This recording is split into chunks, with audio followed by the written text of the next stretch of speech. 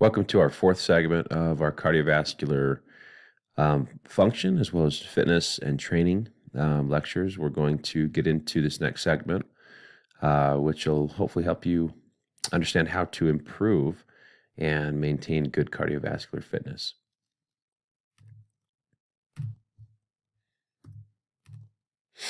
All right, so you've learned the FIT principle before, and we're going to utilize this FIT principle when we talk about how you can improve your cardiovascular fitness or how to maintain good cardiovascular fitness. We're going to go with frequency, intensity, time, and type. So frequency is how often should you work out, right? Intensity is how hard should you push yourself during those workouts.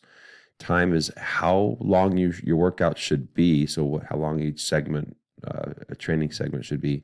And then what type of workout should you be doing?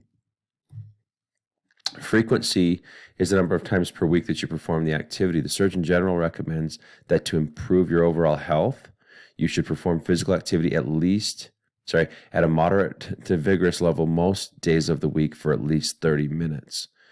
Okay, so moderate to vigorous level, we'll talk about like how do you measure that? That's going to be, measuring your heart rate. We'll talk about that in just a bit. What those heart rate levels should be.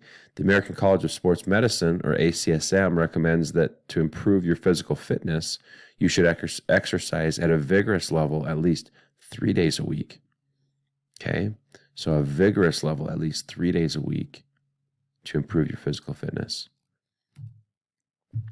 Intensity is how hard to exercise. Most of the time, exercise intensity is measured by monitoring your heart rate. You want to get your heart rate into your target zone for full benefits. The target zone that you want to be looking for cardiovascular improvement is 60 to 90% of your maximum heart rate. So we'll talk about maximum heart rate in just a second to come back to this, but basically what that's going to be for you teenagers is it's going to be about 130 to 180 beats per minute for someone who is 16 to 18 years of age. So if you look down at this chart here, you can see that, very light exercise would be like less than 90 beats per minute. Moderate would be 120 to 130 beats. And then vigorous would be kind of more on that, like 150 and above, 150 to 180 range. Okay. Your maximum heart rate, which we would use to go back and like calculate, what percentage of that would put you at these levels, is going to be your max heart rate is calculated by taking the number 220 and subtracting your age. So, for example, a 16-year-old should not get their heart rate over what would be 204 beats per minute. 220 minus 16 would be 204. So that would be your maximum heart rate for a teenager. So you would want to go over that for an extended period of time. Try to stay in your target heart rate zone, 130 to 180 beats per minute, which is 60 to 90% of max heart rate for at least 20 to 30 minutes, 3 to 5 times per week. For this class, we kind of say, 30 minutes at least 3 times per week for your fitness log, but that's kind of on the minimum end, right? So remember, doing more than that is actually probably even better. And if you can get out 5 times a week, that's even better. Teenagers, actually, the CDC recommends 7 days a week, okay, for at least 30 minutes to 60 minutes of kind of moderate to vigorous activity is what you guys need. That's what your bodies need, right? Your bodies will thrive better with that level of physical activity. Time is your exercise duration, or how long you should exercise. This is dependent upon your fitness goals. So you can choose to exercise longer, which will typically be at the lower intensity, or you can exercise for a shorter time at a higher intensity. So, for example, people who go walking or hiking to burn the same amount of calories as somebody who goes running, okay, the amount of work you're going to do running, say, for a half hour might be equivalent to a person who goes hiking or walking for, say, an hour and a half or an hour and 15 minutes, or maybe it's an hour. But the point is going... if you go lower intensity, you'll want to go for longer. If you're going a little bit higher intensity, you could be able to go for a shorter period of time and kind of accomplish some of the same effects to some degree, at least in how many calories you burn and things like that. So the point is you should be exercising at least 30 minutes per day, most days of the week is kind of the minimum. You need to understand the difference between anaerobic and aerobic exercise. Okay, let's talk about these two first. So anaerobic exercise um, is performed in short or fast bursts in which the heart cannot supply oxygen as fast as muscles use it.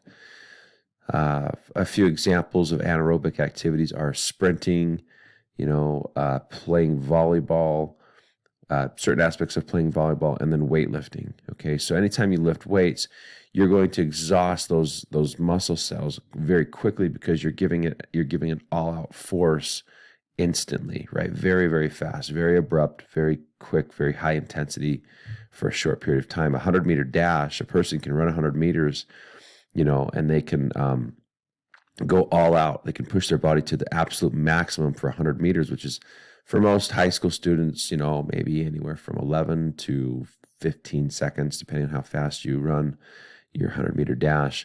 But after that, all of a sudden, your body's going to start gasping for more air because it's like you just used everything these muscle cells had, and now you've got to move forward and try to replenish that, get that carbon dioxide out of your system, which also contributes to the buildup of lactic acid. And so when you do sprints, you'll feel that that heaviness in your legs or your chest or your arms and your body because you're not able to get that carbon dioxide out as quickly as you're producing it. And so it'll build up to the point where your body, at some point, will just be like, we're not moving. Like, this is just too much. And then you just breathe, and eventually that carbon dioxide and that lactic acid starts to work its way out. But anaerobic exercise is an important part of a lot of activities. You'll do these short, abrupt bursts of all-out movement or exertion. Aerobic exercise is steady activity done at an intensity that raises the heart rate into the target heart rate zone. So remember that 60 to 90%, 60 to 80% kind of range of your maximum heart rate. Some examples of aerobic activities that are effective for improving cardiovascular fitness are running, jogging, elliptical, brisk walking or hiking, cycling, cross-country skiing, and swimming. So basically think of it like this. Anything that you can do for a suspended period of time, an extended period of time, hiking, you can hike for hours, right? Our bodies are built to be able to hike and walk for a very long time. Jogging, we can jog for a long time. People run marathons in anywhere from 2 hours and 15 minutes to 4, 5, 6 hours even. So we can cover a lot of ground over time. Those are obviously going to require oxygen, right? Those are something, if you're going to be able to do it for an extended period of time for more than 5 or 6 minutes, that's going to be a cardiovascular activity, aerobic exercise. So some training principles to be aware of. Training principles are things you should consider prior to and during exercise. Every safe exercise session should begin with a short warm-up. Okay, both the muscles and cardiovascular system should be worked at a light to moderate level when you start to prepare the body for more strenuous bout of exercise. Okay, so as time goes on in your workout, as those muscles warm up and your blood vessels warm up and your body's kind of moving, all of a sudden your body can handle a higher load. But you don't want to typically just jump out there and go from nothing to everything instantly, because your body's not ready for that, and your body's going to just not like you a lot. Okay, so you want to warm up first. Warm-ups are used to prevent injury also. Once your body is warmed up, you should stretch muscles before starting a more strenuous workout. So it's also an injury prevention, a big injury prevention thing. Make sure you get your body warmed up for several minutes, typically 5 to 15 minutes of light to moderate activity, and then do a really good stretch. You should hopefully be starting to sweat just a little bit by that point. That should tell you that your body's warm, ready to go, and then you can push your muscles in your body at a more vigorous intensity. After a workout session is completed, you should do a cool down. A cool down is a period of time where you slow down and walk or perform slow static stretches. So remember, your recovery heart rate should slow to 100 beats per minute or less in about 10 minutes or so. Okay. The cool down is a way to gradually slow an exercise bout. You can replenish your fluids during and after exercise. If you are thirsty, you are already starting to get dehydrated. So if you're thirsty during an exercise or during an exercise session, your body is feeling some of that dehydration. So you need to try to stay better hydrated before and after. You're welcome to drink some during, but a lot of times if you drink too much water during your exercise, a lot of that water all goes to your stomach, which pulls blood away from your muscles and your extremities that are working hard to like perform the exercise, because it's going to help, digest that water and move it through your GI tract. So drinking tons of water during exercise can, especially if you do it all at once, can be kind of hard on your body. You'll get like a stomach ache or feel like kind of uncomfortable. Instead, if you are drinking during an exercise, if you're going hiking, you do need to drink while you're doing it. If you're going for a long bike ride, you need to make sure you're drinking while you do it. But in general, people who do this a lot from experience can tell you that it's better to take, sips. Take like a little bit. Don't guzzle the whole bottle necessarily all at once instantly. But certainly the most important thing is make sure you're staying hydrated. So if you do need to drink a little bit more water because you're just feeling super thirsty, and make sure you have plenty of water, access to water, and get it in your body. So some key vocabulary that you've learned. This is just a review of all of our cardiovascular lessons to this point. So just as you go through these, you can go back to these slides and refer back to these terms. Make sure you remember these terms, because they will be the concepts here and will be on future quizzes and potentially your final test. So make sure you know what these terms mean. Aerobic exercise, you need to know what that is. We just talked about that. Anaerobic exercise, arteriosclerosis, atherosclerosis, blood pressure, cardiovascular fitness, cardiovascular system, what are the parts of that? Cardiovascular disease, we talked about that. Cholesterol, you need to know what that is. You need to know what a cool down is and how to do it. Diastolic blood pressure, along with systolic blood pressure, you can see down there at the bottom.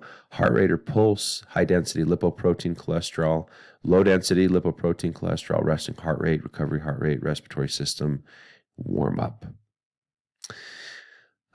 In these lessons, these cardiovascular lessons, you should have learned how to define cardiovascular fitness and associated terminology, distinguish between cardiovascular respiratory systems, and I'll just let you look through the rest of those. But basically, yeah, you have, sorry, actually, I'm going to go ahead and read those. I guess that might be helpful for those who are using, who need to actually hear it.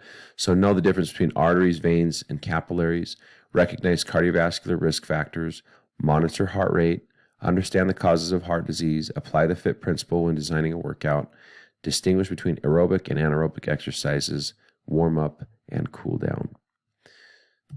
All right, so that concludes our segment on cardiovascular fitness. I hope this has been helpful to you. Hopefully you understand after these lectures how important your heart is, how important your blood vessels are, and what you can, hopefully you understand what you can do to help take care of that important system. Cardiovascular fitness and taking good care of your cardiovascular system can definitely be a great source of goodness in your life. To be able to do more things, it'll affect you in so many ways for the good. So just encourage you to take good care of your heart and your cardiovascular system and your lungs, and I wish you all the very best in your lives. We'll see you at the next lecture.